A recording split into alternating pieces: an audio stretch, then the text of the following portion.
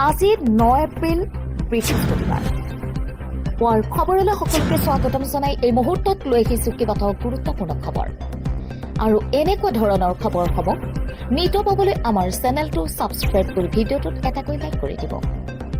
আজি পুৱাৰ প্ৰথম গুৰুত্বপূৰ্ণ খবৰটো হৈছে অসম বিধানসভা নিৰ্বাচনৰ ভোট গ্ৰহণৰ বাবে ইতিমধ্যে সাজু হৈছে সকলো জিলাৰ প্ৰশাসন। আজি পুৱা 7 বজাৰ পৰাই ভোট গ্ৰহণ কেন্দ্ৰসমূহত ভোটাৰ ৰাইজে সাব্যস্ত কৰিব ভোটাধিকাৰ। উল্লেখ্য যে এইবাৰ নিৰ্বাচনত প্ৰতিদ্বন্দ্বিতা কৰিছে 722 জন প্ৰাৰ্থীয়ে। ইফালে প্ৰায় 2.5 কোটি ভোটাৰ ৰাইজেও আজি ভাগ্য নিৰ্ণয় কৰিব প্ৰাৰ্থীসকলৰ। ইয়াৰ ভিতৰত 73 লাখ ভোটাৰৰ বয়স 18 পৰা 29 বছৰৰ ভিতৰত। এইবাৰ নিৰ্বাচনত প্ৰথমবাৰলৈ বহু লাখ লাখ ল'ৰা ছোৱালীয়ে ভোটাধিকাৰ সাব্যস্ত কৰিব। জনাইছো আন এটা খবৰ, উত্তপ্ত পৰিস্থিতি। নিৰ্বাচনী বিধি প্ৰযোজ্য হৈ থকাৰ পাছতো কংগ্ৰেছৰ দলীয় সভা। ৰাজ্যত কঠোৰ নিৰ্বাচনী বিধিৰ মাজতো কংগ্ৰেছৰ দলীয় সভা। কংগ্ৰেছৰ প্ৰাৰ্থী দেৱব্ৰত শইকীয়াৰ উপস্থিতিত আয়োজিত হৈছিল সভা। শ শ বিজেপি কৰ্মী আবদ্ধ কৰিলে কংগ্ৰেছৰ প্ৰাৰ্থী দেৱব্ৰত শইকীয়া। নাজিৰা সমষ্টিত কংগ্ৰেছৰ সভাক লৈ উত্তপ্ত পৰিস্থিতি। দেৱব্ৰত শইকীয়াই পুলিং এজেণ্টক ফৰ্ম বিতৰণ কৰাৰ অভিযোগ। আমগুৰি এটা বিবাহ ভৱনত অনুষ্ঠিত হৈছিল সভাখন। ৰাজ্যত কঠোৰ নিৰ্বাচনী বিধিৰ মাজতো কংগ্ৰেছৰ দলীয় সভা। কংগ্ৰেছৰ প্ৰাৰ্থী দেৱব্ৰত শইকীয়াৰ উপস্থিতিত আয়োজিত হৈছিল সভা। শ শ বিজেপি কৰ্মীয়ে আবদ্ধ কৰিলে কংগ্ৰেছৰ প্ৰাৰ্থী দেৱব্ৰত শইকীয়া। জনাইছো আন এটা খবৰ, গ্ৰেপ্তাৰৰ ভয়। অগ্ৰিম জামিন বিচাৰি গুৱাহাটী উচ্চ ন্যায়ালয়ৰ দ্বাৰস্থ পৱন খেৰা। জেললৈ যোৱাৰ ভয়ত গুৱাহাটী উচ্চ ন্যায়ালয়ৰ দ্বাৰস্থ পৱন খেৰা। অসম আৰক্ষীৰ পৰা ৰক্ষা বিচাৰি ন্যায়ালয়ৰ দ্বাৰস্থ খেৰা। যিকোনো মুহূৰ্তত গ্ৰেপ্তাৰ হ'ব পাৰে পৱন খেৰা। অসম আৰক্ষীয়ে বিগত 2 দিন ধৰি খেৰাক বিচাৰি চলাইছে অভিযান। মুখ্যমন্ত্ৰীৰ পত্নীৰ পাছপৰ্টক লৈ ভুৱা অভিযোগ আনিছিল খেৰাই।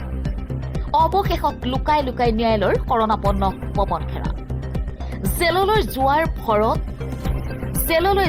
ভয়ত গুৱাহাটী উচ্চ ন্যায়ালয়ৰ দ্বাৰস্থ পৱন খেৰা। অসম আৰক্ষীৰ পৰা ৰক্ষা বিচাৰি ন্যায়ালয়ৰ দ্বাৰস্থ খেৰা। যিকোনো মুহূৰ্তত গ্ৰেপ্তাৰ হ'ব পাৰে পৱন খেৰা। অসম আৰক্ষীয়ে বিগত 2 দিন ধৰি খেৰাক বিচাৰি চলাইছে অভিযান। অসম আৰক্ষীয়ে বিগত 2 দিন ধৰি খেৰাক বিচাৰি চলাইছে অভিযান। জেললৈ যোৱাৰ ভয়ত গুৱাহাটী উচ্চ ন্যায়ালয়ৰ দ্বাৰস্থ পৱন খেৰা। ভোট গ্ৰহণলৈ কেইটামান ঘণ্টা। বাছ নহয় ট্ৰেইনে আহিছে মিয়া।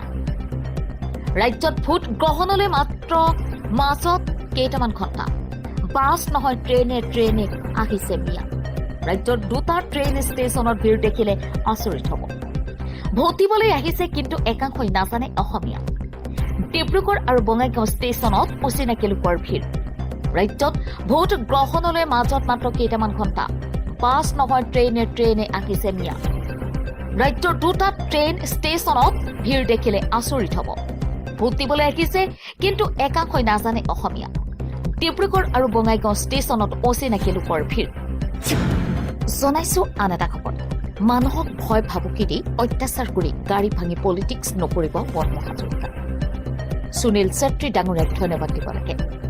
ভয় ভাবুকিৰ মাজেৰে ৰাইজৰ ওচৰলৈ প্ৰচাৰ কৰিব গৈছে সুনীল ছেত্ৰী।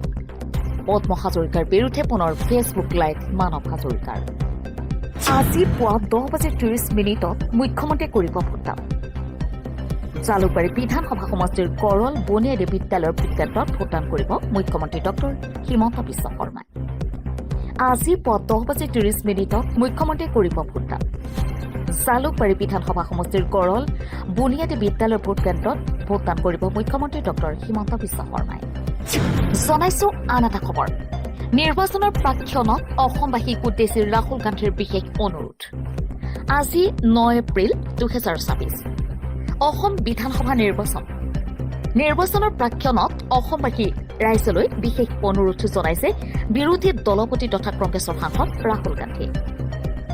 দুৰ্নীতিৰ বিৰুদ্ধে থিয় দিয়ক। অসম বিধানসভা নিৰ্বাচনৰ প্ৰাক্ষণত অসমবাসীৰ ৰাইজলৈ বিশেষ অনুৰোধ জনাইছে বিৰোধী দলপতি তথা কংগ্ৰেছৰ সাংসদ ৰাহুল গান্ধীয়ে। অসমৰ যুৱক যুৱতী তথা ভোটাৰ ৰাইজলৈ বিনম্ৰ অনুৰোধ জনাই ৰাহুল গান্ধীয়ে কয়, নমস্কাৰ অসমৰ ভাই ভনীসকল, ইয়াৰ দ্বাৰা মই আপোনালোকক জনাওঁ যে এই অংগীকাৰ কেৱল চৰকাৰ সলনি কৰা অংগীকাৰ নহয়।